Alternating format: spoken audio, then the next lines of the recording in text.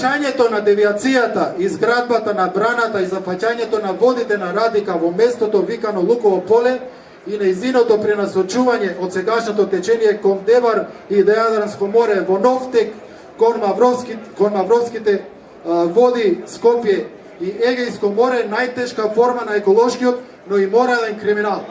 Стручњаците велат дека со пренасочување на реката постои огромна закана за исчезнување на над 150 ендемски видови растенија, ендемската радишка пастенка и за најскапоценото диво животно кое го населува Националниот парк Маврово, Балканскиот рис, кој во нашиот крај нашол свое последно прибежиште на Балканот.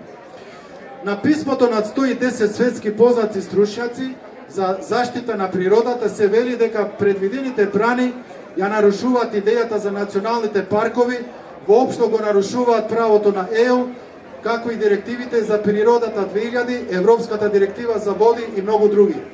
Понатаму, во своето писмо, испратено до можните финансиери на браните Луково и Бошков мост, стручњаците велат дека од суштинско значење е да се заштитат областите со висока еколошка свест и дека заштитата на постоечкиот систем на Националниот парк е задолжителна цел за сите.